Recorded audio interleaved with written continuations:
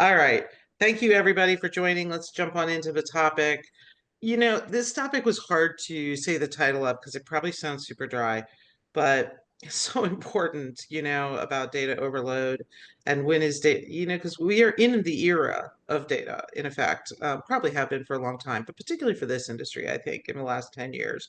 Um, this was an industry, it's not that data didn't exist, but it didn't exist in a way that was so granular, actually automated, slice and dice it, and in a way that we are actually trying to make it meaningful, not just to us. I think in the beginning, MLSs, right, was all about data. It was really all about the data that moved between us, not so much what moved out to agents and consumers. And I think that's really the transition that's happened a lot in the last 5 to 10 years.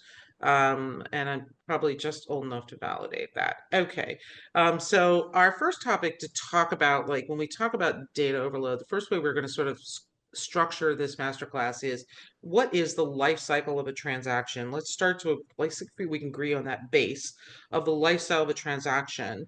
Map the journey between us for like a few minutes so that when we talk about data, we're trying to talk about what role it plays in the whole journey of a transaction and potentially post-transaction.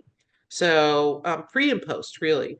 And I say this selfishly because I was trying to do this with one of our people internally, and we were really slicing and dicing the lifestyle of, a consumer's journey in buying a home.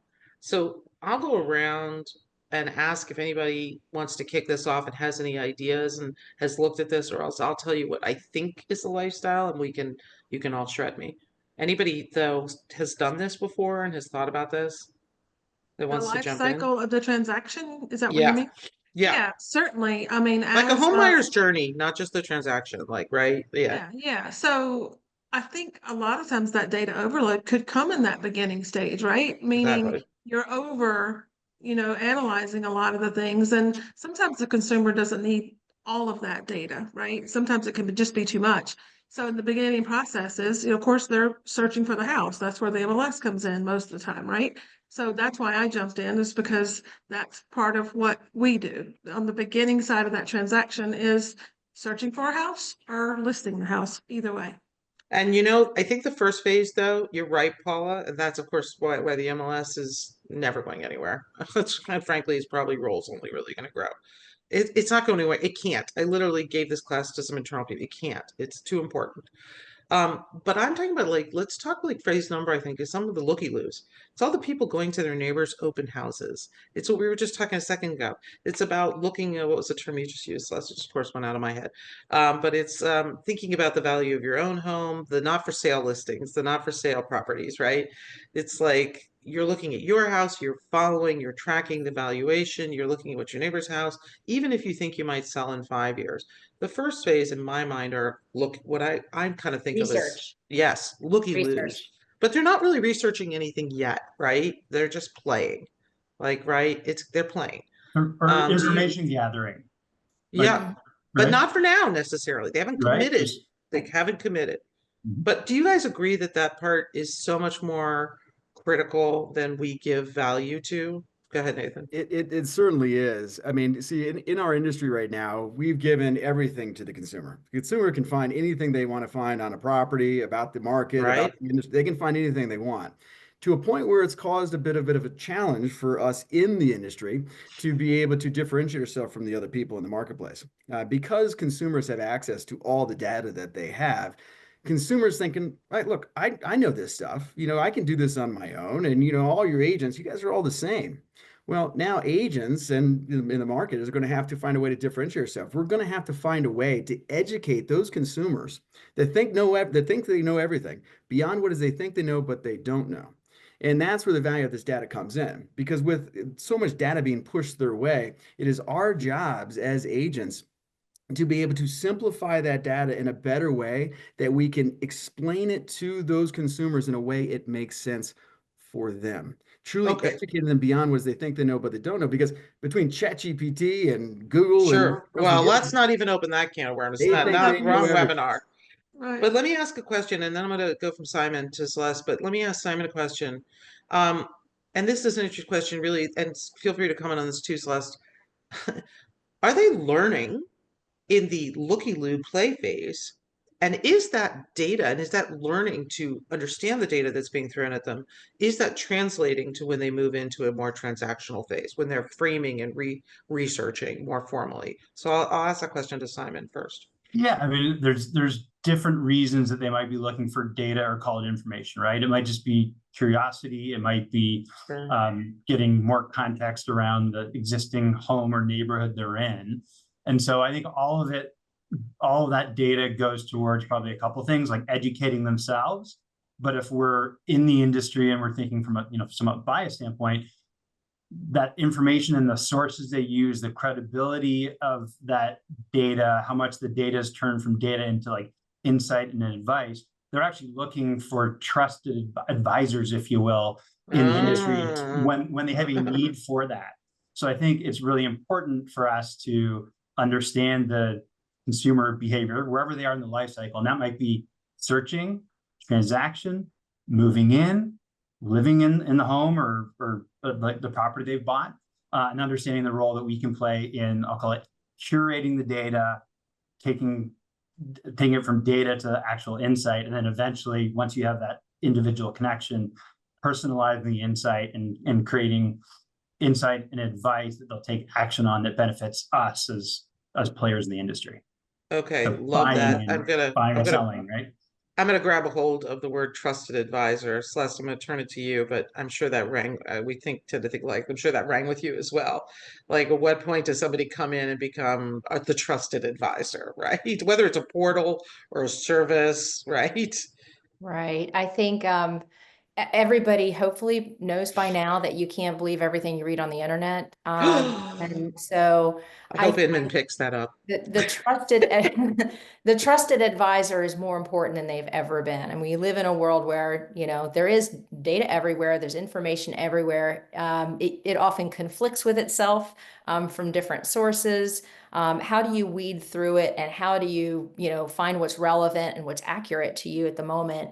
And I think that when I think about data is critical, and it's amazing that we live in this time when it's available, but it's only useful, I believe, when it does one of two things, and that is it answers a question or it helps you to do a job. So I think that's the place where, real estate professionals can be really impactful, really powerful in trying to, collaborate with a consumer on, what question are you looking to answer? How can we answer those questions using data? Data in and of itself, as an example, doesn't tell you, you could look at a score, for example, and say, oh, well, this particular neighborhood has, this many houses under X dollars or above a certain, price point. But how does that compare to the next neighborhood? Like, what is the question you're trying to answer anyway? It doesn't tell you anything unless you're trying to understand, is this a nicer neighborhood than the one I live in now? And that's really what they're trying to ask, right? These questions. So how can the data answer their question, not just be data for data's sake? Is this high compared to other houses? Is this low compared to other houses? Is this typical for this area, or is this atypical for this area? Trusted advisors needed, benchmarking is needed, and context is needed to make it all useful. Okay, this is my shameless plug because I do like that and I can't help it. But when we designed the new IO reports, which we just launched, which are a combination of a market and lifestyle reports, right? So I encourage you to check them out. But for what it's worth, and I know you use them, everybody on this call is either a prospect or using them, but the bottom line is the goal for us anyway, I'll speak to us, is to tell the story.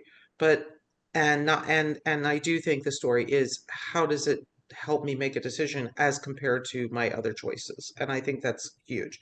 And let me segue that into, I like what you said, it depends on where you are. So okay, so we know we're if we're looking at the question of we're looking around, we're playing, then we really want to understand, what is my house worth? What is my neighborhood doing? Is my neighborhood gentrifying? What's valuable about my neighborhood today? If I'm looking to move a neighborhood across the way, what is valuable about there, right? And I do think, like, especially in the shopping phase, or the playing phase, neighborhood is huge. As we move into transacting, the information that we need is different, right? And to Celeste's point, the question we're answering is different. So when you move into transacting and you're looking for data, what do you guys feel like the shift is in the meaning. Is there shifts in meaning transaction? And then we'll close up this part of the topic and talk about data itself. But as we go into post-transaction, what kind of data becomes, like what are the different questions we're answering beyond the shopping phase? The shopping phase is, why am I interested? What am I looking at? How does it work for me? Transaction to me, like when you really decided to buy or sell, is very different questions. Yeah, and if I could jump in here, Audrey, Please I do. think early on, a lot of data and metrics, which is I think just taking data and sort of contextualizing it, which I think is what Celeste was talking about. I think you like a lot of information, as long as it's credible, vetted, curated, it's good for sort of like opening the mind and educating. I think as you move towards transaction, we need to be smarter about using data for decision making, right? So maybe narrowing choices, creating de-risking choices, ensuring folks don't have that kind of fear of messing up, right? And what I see a lot of agents doing, or people in the industry, is their assumption is I'm just going to throw more and more data at them, and that tends to actually have the opposite impact of what we would want.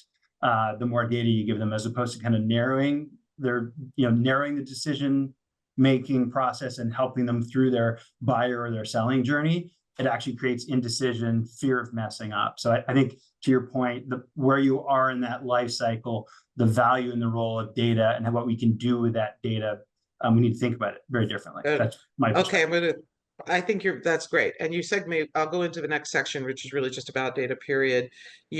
So Paula, not that an MLS deals with data at all, but that was my sarcastic moment.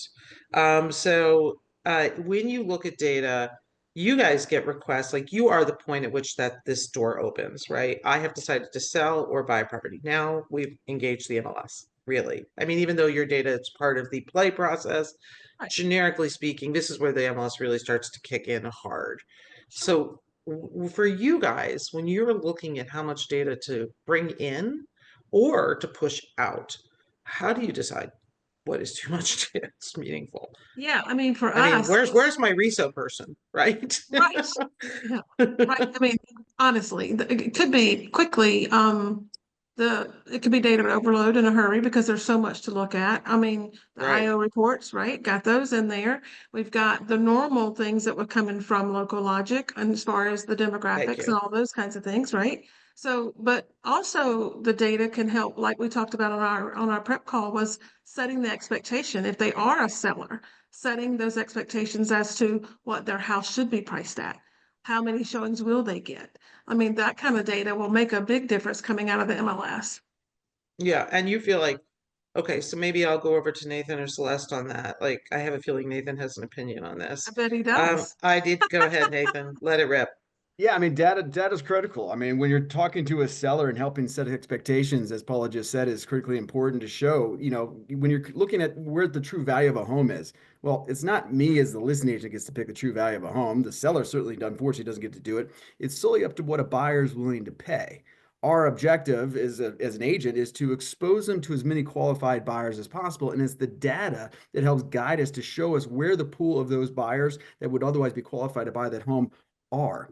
Understanding the average days in the market in particular areas is critical. Like, I know I'm a participant of Bright MLS. I'm a member of Bright MLS, and what Bright provides me is those data points that when I can go meet with the seller to say, look, what I can show is that if you list your home in this particular area, the average agent can get you 103% of the original list price if it goes under contract in 8 days or less. But yet, if it goes under contract in, say, 17 days, well, on average, it's going to sell for 99% of the original list price. Showing them the data, because it's more than just my opinion. It's showing them the data that, yes, because some sellers think that, well, the longer I have it on the market, I can just wait. I'm in no hurry. But no. The longer you're on the market ensures through the data, you just stand to make less money. Oh, 100%. I mean, no question. So using that data, but to simplify it, because as everybody said, it's like people can just throw a ton of information at people, but that's not what they need to know. They need to know the basics: what's active, what's under contract, what's sold. When you see a house that goes under contract and it's been on the market for less than 8 days, well, you can assume they probably demanded competition. If you see a house that's been on the market for, say, 40 plus days in the DC metro area. Simon and I could talk about that all day long. There's nothing active about that listing. If it was, it'd be under contract or sold, right? So really, are we saying here on this call that there should be a new designation for any house that's been on the market, and it should say, by the way, stale listing? Like, should it show up in like a moldy, like it should have like, but you're right, but the consumer knows a stale listing. And then what does the agent do? They pull it off and they put it back on. Let's just, okay, so I'm going to go to Celeste, but so we all agree. I don't want this all to be an hour about how great data is, because I would agree, and we should all just go back to talking about our first jobs. The real question, though, is that and Celeste has worked with data forever, like the rest of us. Celeste, even like, at what point is it too much? And what is the holy grail of how you just answer the question for us? What is it? How do you make sure that it is meaningful, like to the consumer in whatever phase journey they're in? I think it ties back to, what question are you trying to Yeah, answer yeah, and what here's job are you okay. trying to do? This might actually be a good time to talk about, I gotta say this, data underload. So it's still a shame that there are properties for sale and listed and showing up on websites, including Realtor and Zillow and all the others, and they don't have a floor plan. Come on, people. All right. So so you're arguing. We've got a This little is data interesting. underload. Yeah, we're not. Okay, good. So I you're know that's throwing me. not the topic, so I don't No, want to. no, but there are no topics of this masterclass, relatively speaking. But I want to extrapolate and just give an example of what I'm talking about and points of time and how the same exact data set is used differently depending on what moment in time it's being used, right? And That's true. What we do at Inspection Go in a nutshell is we're here to help homeowners to use the information that's collected during a home inspection throughout the course of home ownership to make their experience as a homeowner easier, basically. And so, we're involved at the point of inspection. And why do people get in houses inspected? Well, first, it's to answer a question. Is this a sound purchase? Yes or no? Okay. They're de-risking. Hold on. Yes, right. You're de-risking. That right, Simon. The next thing that they use this information for is to negotiate the sale price of the property, right? So maybe there are defects that are discovered, maybe there are issues that weren't, obvious, and some kind of conversation needs to happen about the value or, improvements or repairs that need to be made, right? But then what? So then what we're really focused on is around, usually that home inspection report, historically it goes in a drawer, right? Never to be seen again. But what if whenever that homeowner now needs to, replace an appliance or, do some sort of key maintenance or, replace a roof or, any sort of things. Now, instead of going and measuring all their countertops and doing all of these things, if you have that data to power that request for a proposal or power that request for a service, you can find that to be useful, time saving. So it goes to, what job are you trying to do? You're trying to replace your dishwasher. You're trying to get estimates on a new roof, right? And that data becomes useful. So again, it just always goes back to, what's the question you're trying to answer? What's the job you're trying to do? And how can data inform those things? I think without those questions or jobs to do, it is data overload.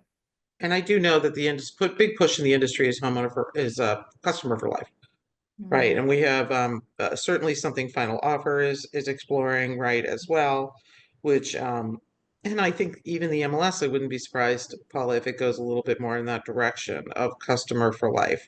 How can we continue to answer questions for people post-transaction, whether it's getting them repairs on their property, right? It is amazing that the home inspection goes in somebody's drawer. It really is. It's a shame, right? But we wouldn't want it on a listing detail page now, would we? I no. mean, that's a good a whole example other of too much topic. information, right? Well, that's actually an interesting question. Okay, so let's go down that tangent for 3 seconds, and then let's move into data accuracy. But just to explore that tangent for 3 seconds, because it came up at Inman, I was talking to somebody about pre-inspections, which you and I have talked about before. Is a pre-inspection on a listing, as we move more towards waiving inspections, it becomes a negotiation tool in a tight market. Because I'll say this also, folks. Data needs and questions answer also dependent on the condition of the market. So if there are less transactions and it's a tighter market, then you're answering different questions, right, Nathan? Like in a loose market or a high inventory, 40 days is maybe not so terrible, right? And you're like, forget it. So I do think like the questions, it's different, right? So I would ask the question of like, is a pre-inspection, for instance, too much data and data that people won't really understand? And does it affect the transaction? I'm not going to let you answer that, Celeste. Simon, question, what do you think? And Is the Nathan, your data, agents? yeah, the data in the pre-inspection, is it too much?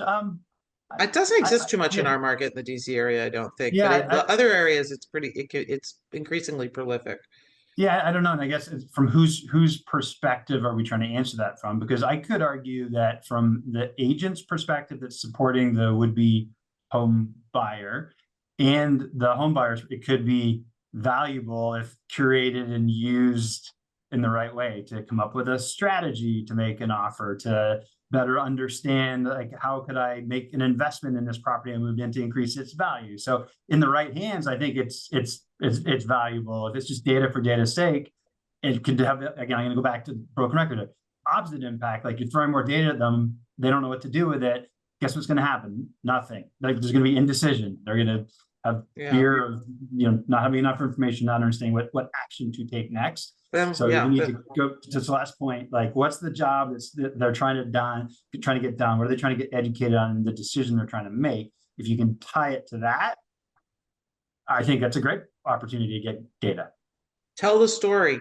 It's all about how it's presented. Go ahead, Yeah. Nathan. I mean, I'm all about, you want to make sure you disclose as much information as you can. I mean, you don't want to certainly hide any latent defects that you may have. But once again, the You question, sure about that? imagine that. Yes, I'm positive about that. Yeah. Yeah. But what Simon said, yeah, it's circumstantial. Yeah, when you're in a highly competitive marketplace, well, the seller doesn't know of any latent defects. We don't need to go out and find some. So when a highly competitive marketplace, so it's which side of the transaction you're representing. Yeah, in slower market, I see a tremendous amount of value in doing pre-inspections just to get full education of what it is, because you're not going to have the same competition. But nothing against home inspectors. I'm all about home inspectors. But in the last few years, especially in a highly competitive market that we're in DC Metro, it's been rare since I've seen one of my listings have a home inspection. Where most buyers, if there are one, it's going to be a pre-inspection just so that they can be fully aware of what it is they're getting into, which is important. But for me to have a seller do a pre-inspection where they may not even see one, I don't want to create issues where there may not otherwise be issues. But that's representing my client. That's the seller. Now, as a buyer, yeah, I want my buyers to have a pre-inspection. I want them to know exactly what they're getting into. But that's well, this is an interesting red herring always. And again, I think this takes us a little off topic, so we'll maybe save it for another masterclass. Which is, but I do think it brings into like AVMs, and when AVMs first came in, there was that same philosophy, and yet here they are to stay. And I like the comment by one of our watcher people attendees. Thank you for the comment, Andy. I like it.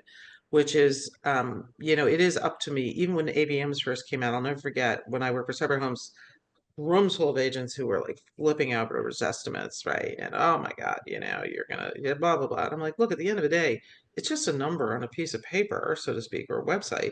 It is your job to explain it. You are the one who translated it. And I think Andy said is, how do we convince buyers and sellers that while they can access all this data themselves, they need the agent to help. They need the agent's help more than they realize. And I do think that is the quandary, right? And I appreciate in a way it's helping me come back to center, Andy. So thank you. Which is, and maybe, Andy, candidly, not just the consumer, but how do we get the agents to use the data properly? And then I do want to go into accuracy, but any thoughts on that? Because I think if the agents understand it, and that's why we do work to make it easy for everybody, because I think if the agents understand it, they will use it. But I think often they're getting presented with products with data overload and they don't know what to do. I mean, it's hard. Some of the products out there, they're hard. It Sorry. is hard. And I say this as an agent. And I say it respectfully. And I want to push back. As an agent, I want to push back in our industry to say we've got to elevate the experience that we offer to the consumer. And that forces you as the agent to elevate who 100%. you are, to differentiate yourself, to be able to take that data and truly be an authority and advocate for your client to make sure that they are protected. If you're just relying on data just generally and AVMs and all that kind of stuff to determine true market value, you're not doing a service to your client. You're doing a disservice to your client. Because the reality is I look at any AVM, any listing presentation I'll go on, I'll take a summary of all the top 5 AVMs and say, hey, look, none of these clearly know the value of your home. If they would, then we would have no problem listing That's it very in smart. prices. So we have to take this summary of data, then give them, from me, from my level of experience, to be able to show them, here's what's active under contract and sold. Here's really where the consumers are shopping. Let's put you in that position to demand as much competition as possible to ensure you do get the true market value of your home. Yeah, Now, I agree. that is an agent that's willing to step up and say, look, I am your advocate. I am here to be a true negotiator on your behalf to see that I demand the best results for you as my client. And the Yeah. passive approach, consumers do not deserve that, and especially today, at all, or in the future in our industry. I admit I probably would use Nathan as an agent. I am a little bit sold. And I am in the DC area, but so Paula, Yes. do you for the MLS, Mhm. you guys got to struggle with this. I mean, this has got Oh, to we be do.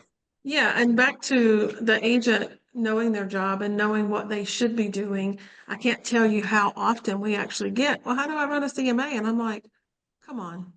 I mean, that should be one of the first things that you learn. I mean, if you're going to really serve your client, you should be able to do those things, right? Run the CMA, run the comparisons, educate themselves so they can better be the advocate to the consumer, right? And I feel like Nathan's a great example of that, Paula, Yes.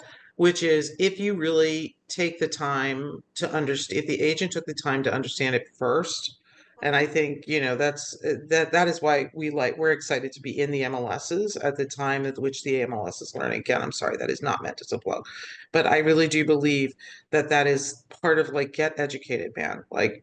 If you're confident about what you understand and what you know, Mhm. you will be, I think consumers will value that. They'll hear it. Any other comments on that before I move to data Yeah, no, accuracy? I think absolutely you nail on the head here. I mean, we just hired a person that's going to just focus on the education to the realtor or to the Right. subscriber nowadays, not I even think the. you have to as an MLS Yeah. now. I think you So don't have yeah, any I mean, choice. I think what we're saying here with Nathan is spot on. Okay, And he probably Simon? is the cream of the crop, just so we're clear. I mean, I know. not Well, everybody okay, can no more deliver the Nathan Love. message. No more Yeah. Nathan Love. I can't No handle it. more Nathan love. Come on. All right, Simon, Nathan's over going to to you. use this. He's going to flip it, ask for recording, use it as an infomercial, and rightly so. Okay, I Yeah. know I'm teasing you, Nathan, but Simon, yeah, go ahead. Well, I just gonna so to Andy's question, I'm not sure if everybody on the call can see it, but I think it's hey, a lot of data is great, but it's our job to translate it, and I think that's spot on, right? We should be curators of data, which means helping them identify what are the right sources to look at the right time, go from data to actual insight, which I think is what, not to give Nathan more love, but what Nathan was giving as an example, okay, so there's access to information is a commodity. What you actually do with it is where the real estate professional comes in, matching where you are in your life cycle, what jobs you have to be done, to Celeste's point, making sure it's accurate, which I know accuracy of data is what we're going to talk about next. And then what does that actually mean for you in terms of where you are in your journey? And then let me give you advice on what to do with it. So moving from data to metrics to actual insight, that's the data and access and making sure it's valid. That to me is kind of table stakes. If we're in this industry, you're going to differentiate yourself by turning it into actual insight and guiding your customer through decision making, and their jobs to be done is where you're going to differentiate. And that's such a tough word. And then I'm going to kick off accuracy with Celeste. So, but that's such a tough word, insight. We are a data insights company. And it's funny, when I first started, we were like, oh my God, are we abusing the word insights? And do people really understand what that even means? But let's not go down that rabbit hole either. But it's true. So I validate that. Um, Accuracy. Okay. Hopefully people stayed on long enough to hear this part, because I think this is meaningful. Um, Paula, not so much for you because the MLS is a source of truth. So you have to be quiet on this one. Just Well, wait kidding. a minute now. I'm going to jump in Oh, here okay. before you go, just because I did that purposely. You do that know this that. is my particular role at the Hive is that we absolutely have to have accurate data, right? And Well, I but that's my chase it, point. The MLS but is the I source of chase truth. it constantly, making Fair sure enough. that that data is accurate. Now, I will be quiet and let Celeste talk. Okay, but I do think that you're right. The MLS is the source of Yeah. truth, and Yes, it is your job. But it Celeste, is. I know we've crossed paths in professionally before, and accuracy has been a big thing for in our careers.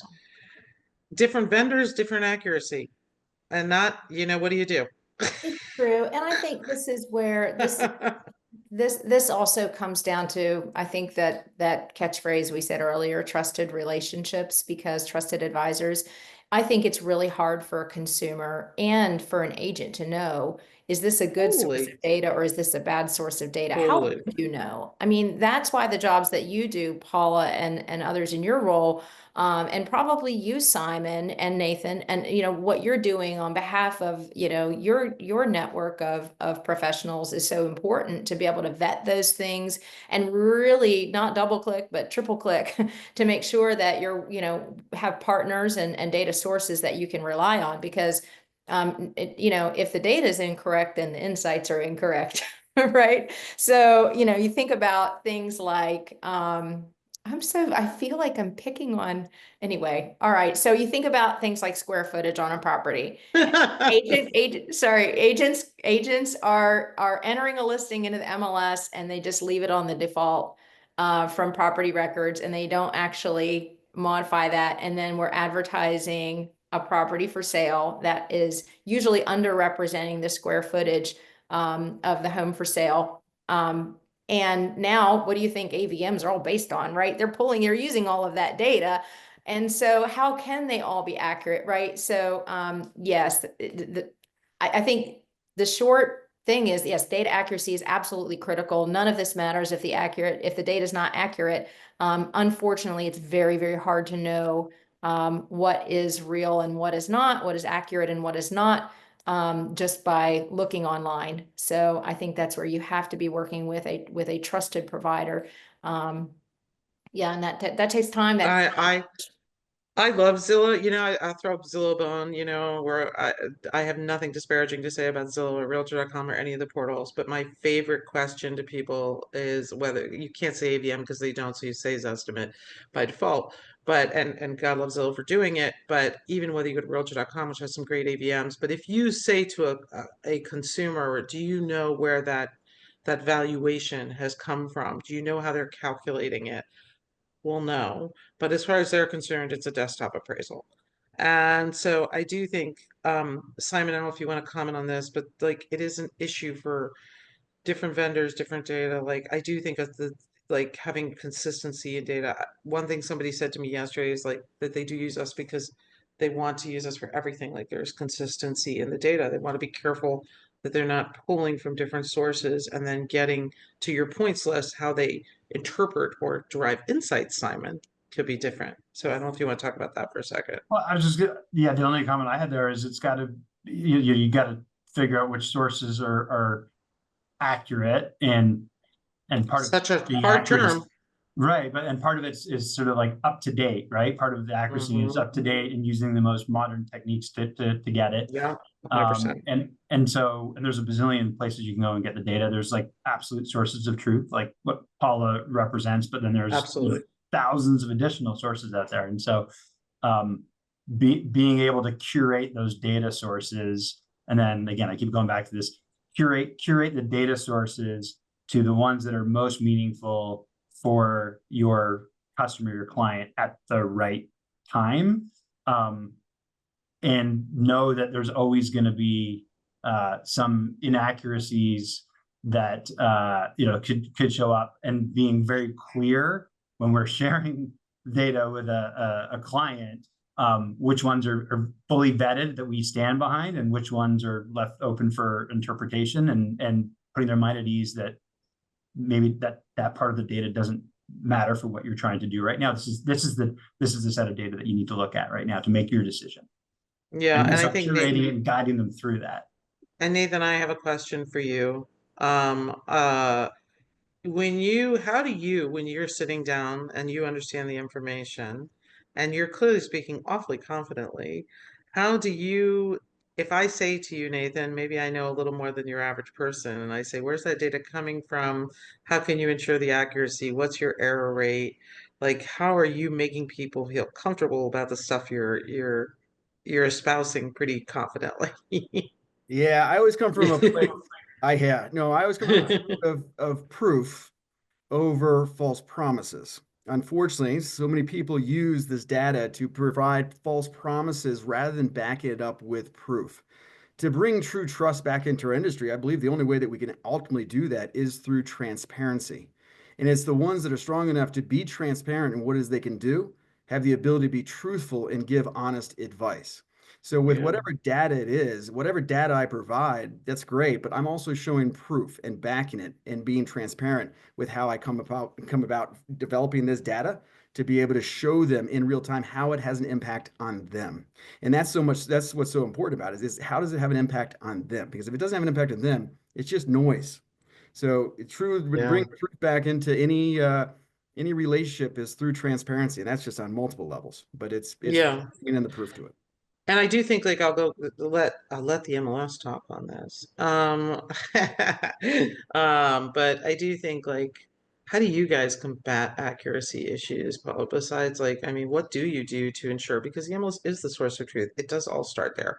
So what do you guys do? Because I'll scraping be like honest with you, it would be hard for us to do it on our own, but most often, the subscriber will tell on the other subscriber, right? Meaning if the data's off saying, okay, we're advertising for a 4.2, when in fact it was only permitted for a 3.2, and they're calling some other room a bedroom that's not a bedroom. So how do you figure that out? Is that true data? Is that accurate data? So then you have to go figure out what was the permit for. Those are all the county records, right? So it's a rabbit hole, but we have an entire team that does that kind of thing should we need to. If we have to verify it, which we always do, because we are at the end of it, we're powering the bigger people that do those estimates, if you will. But they get a lot of their data from us and all the other of people like course. us, right? So Well, are they getting recordation data from you? Can I ask you that question? mhm, No, they don't get recordation data. And mhm, one thing I was explaining to some of our folks internally yesterday is tax recordation is a big part of evaluation. So right. the big things in evaluation model are active, solds, recordation data, and things like that. But recordation data is not always, especially if you're in a slightly more rural area, is not always updated the same way it is in Bright. It's Mhm, not always modernized. Like that people I think presume they sold the house, they recorded, let's say it took 2 weeks to record the deed and the price. You're assuming that, let's say even generously within 30 days, that mhm, recordation is going to make it into like CoreLogic, I think does recordation data, like it's going to make it into their system that's then going to make it back to whoever they've sold it to, frankly, yeah. to affect the valuation. I Right, yeah, mean, so, yeah, back to my point of, how we're doing that, checking on the accuracy of it all. The subscriber actually helps us because they tell if something yeah. is wrong, right? They tell if they did a home inspection if something's not exactly like it was supposed to be. They don't mind telling on each other, which because it's a competition in the end, they jump right at it, right? So I'm sure Nathan's never been told on, but I'm sure, like that it's super important, that they actually pay attention. And it drives me crazy if they put that the buyer agent is supposed to verify the square footage. Celeste, seriously. I mean, like, did they not measure the house to start with? I mean, so that's the kind of thing that I'm talking about that we spend hours on just the smallest, but the accuracy of it is so important that it's necessary. Okay, so let me bring this full circle and then we'll wrap up. It's less interesting on post-transaction, and because I know Final Offer's doing some of this stuff too, like is looking a lot at post-transaction, or so I think, Simon, right? Okay, just make sure I'm accurate there. I'm being accurate. But in this post-transactional world, does this data come back around? Does the circle ever connect again? Does it ever come? So let's go with square footage. The agent uses the default. I didn't even know they could do that, use a default, by the way. That's interesting. So they Mhm. use the default, right? and it's inaccurate. They don't really correct it. It's recorded improperly, right? The home inspector is like, no, wrong, because Right. at what point does the data correct itself? And I want to bring up one other fun point on this, and this will be our last topic. A little thing to talk about with, if you want to throw this in, that's fascinating to me, is the condition of the property, which is also starting to affect valuations. So I'm quite a fan of Recipe for sure. But they and what some of these companies are doing in terms of analyzing the condition, but at what point, when was it last, when's the last time we looked at the condition? What if they renovated yesterday? Things like that. I think that's incredibly meaningful data. I think they do amazing work, but what point does it come full circle? So I'll throw that to Celeste first, and then we'll conclude on that. Well, You don't have to go first if you don't want. yeah, I mean, if I understand the question, I mean, I Does it think correct itself about ever? does it sort itself out in the long Yeah, run, right? I mean, in effect. in effect, the only thing that I think really sorts itself out is the value of the home, to some degree, No, right? I that mean, was I a good think one. at the end of the day, that the home's value is, sometimes it just boils down to the amount someone is willing to pay for it. 100%. And so, at the end of the day, the house sells for what the house sells for. Did it match an AVM? Was it adjusted because, off of the original sale price because of defects found in an inspection? Was there a lot of competition? These are all things that are going to flow into what that final sale price is going to be. So that probably does settle itself out. But as far as, accuracy and completeness of data for people who are buying homes and to live in their home to answer the questions and do the jobs that they want to do. I think we have some work to do, and I don't think it sorts itself out. I mean, that's part of what we're doing is really trying to make something meaningful out of a lot of information that's uniquely captured at the point of inspection. And I think there are other things too. I mean, I know how hard MLSs work on the front end to set us all up for success, right? Everybody who touches this industry. And even there, it's a continual work in progress for, adjustments and corrections. I mean, those of us who are familiar with the work that RISO has done over the last 20 years or so, 100%. Amazing. you think of, it's really hard for people to understand the complexity of trying to take all of that data, normalize that data, and put it into use in various ways and maintain its accuracy, right? Yeah. So Game changer. right. So Paul and all her teams and all the MLSs across the country have, entire efforts and entire functions and teams dedicated to making sure that at the point of entry, it's good data. But then you try to merge all of these different data sources together, right? And things start to break. The amount of nuance related to that. I mean, property data engineers know a lot of special information about how property data works, how it can work, what are the million different, different permutations, right, of what can exist inside a house. It's just because houses are so unique that we have of this challenge with keeping property. They're complex. It's a good point, So I think continual work and diligence on at every phase is needed. The work that MLSs do is so valuable. The work that's being done to really understand the home, during the inspection or during due diligence is important. But it keeps on going down the line, and the work that the engineers do when they're either building websites for property search like realtor.com absolutely.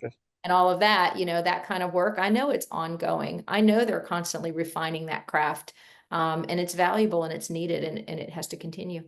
Yeah. All right. So we're going to wrap up here. Simon, final words, and then Nathan. Yeah, just And on Paula, the if you coming. have any, but we've glorified our MLS friends pretty good. Yeah. So.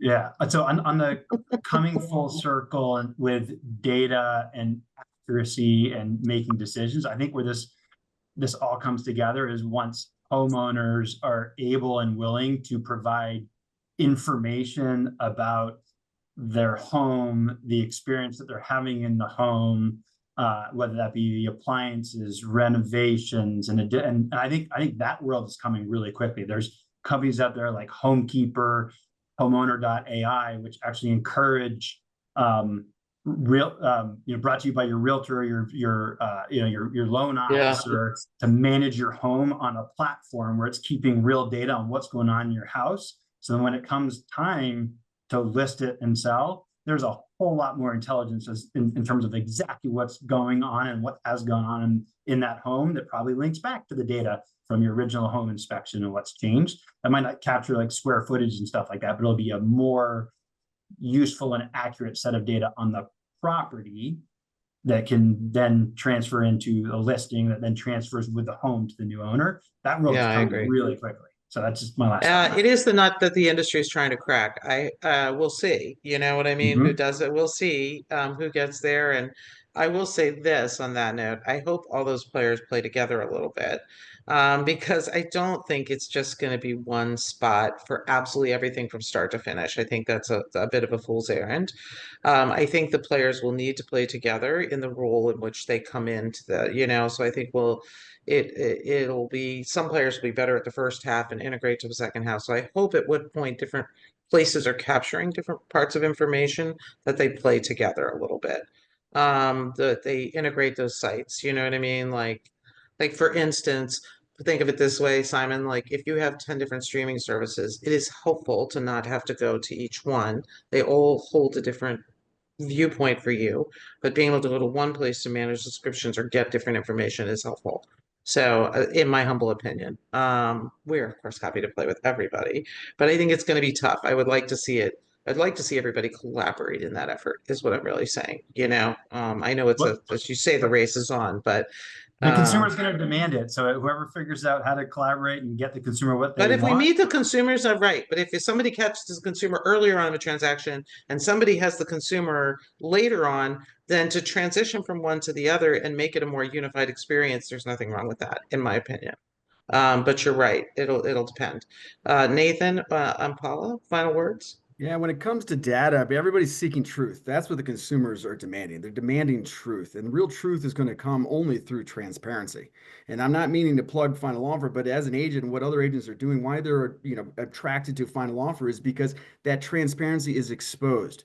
Being able to see offers come in real time, where a buyer never feels like they're overpaying because they can see exactly what it is that they have to pay to earn the home they ultimately desire, while the seller is putting out there with complete transparency, this is exactly what I want. And if somebody's willing to commit to this in price and terms, I I'm agree, going to 100%. commit to taking that. That level of transparency exposes the market for what it is, allowing people to have an open platform to be able to compete fairly to show the true market value of a property. Celeste, you said it. It all comes down to one thing. The only thing that will ever truly be exposed is the value of a home. As hard as MLSs work, because they work very hard for Yeah. the accuracy of it, you're limited to what a seller's willing to tell you or homeowners want to tell you. And you won't ever know or be exposed to maybe these details that are not accurate until it actually goes to market. But what if it never does? So Yeah, and as long as we make it easy for the consumer to do that, and I love what Final Offer's doing it. I'm a big fan. I'm excited about the role we're going to play in that. But it really is, and that's not a plug. It's really, but I do believe that the sooner we get them into those portals, and the sooner we get them into those experiences and gathering information and being a source of truth wherever that is, um, and they play, and again, these places play together and share information. It's a little bit like data sharing, candidly, with MLSs. At some point you have to make it easier on the consumer and the agent, the better. Paula, you have a final thought for us. Yeah, I was just going to say I appreciate everything that everybody has said, and yes, the MLS is kind of the catalyst for most of this data, whether it's inaccurate or not. So we appreciate Accurate, you. It accurate. is. Ours is, but I mean, I've been other places. I'm just saying. So I mean, but I'm That's in charge of awesome. compliance, so I'm, very strict. But I want to defer the last few minutes to Celeste if she has anything. Sure. I appreciate that. I've enjoyed this conversation. It's great to have all these different perspectives coming forward in one panel like this. I think it's exciting to hear, the energy around, what the MLS, continues to kind of march toward. What, for us, we definitely think that ultimately we need more answers, more insights, more tools for homeowners to do more jobs. And that does mean more data. So we're out there getting more data. we're out there gathering it on behalf of the homeowner. But Good too. really, really important, just I guess, in conclusion, to hear the energy around people like you, Simon, people like you, Nathan, who are really like embracing that role of, being a trusted advisor, helping them to put that data to work. So we've got a good ecosystem going on here. Well, maybe as I said, the next masterclass will be about this customer for life. Simon, you might have to come back on. And we'll sort of dig deeper into that about that customer for life and that race and what that means to the consumer, not necessarily data's role, because we've talked about that pretty thoroughly, but just like, what does that mean, customer for life? What does that really mean? Because I do think the industry is going after it. I do think there are a few major players looking for it. I do think it's meaningful. And I would like to see it happen, whether whoever it's with. And so I agree with that. So maybe we'll talk about that next. And of course, as always, if you have any topics that you'd like to hear us talk about, please find me. Go ahead and send me an email at audrey@levellogic.co. You know where to find me. Send it to support. I don't care. Send it somewhere. It'll come to me. Thank you guys so much for participating. I just want to say that you've all graduated into really respectable jobs. So wherever you started in that truck stop, ice cream, planting trees, we're very proud of where you are today. So thank you for joining our masterclass, and thank you guys for joining. Talk to you later. Thank See ya. Thank you. See you next time.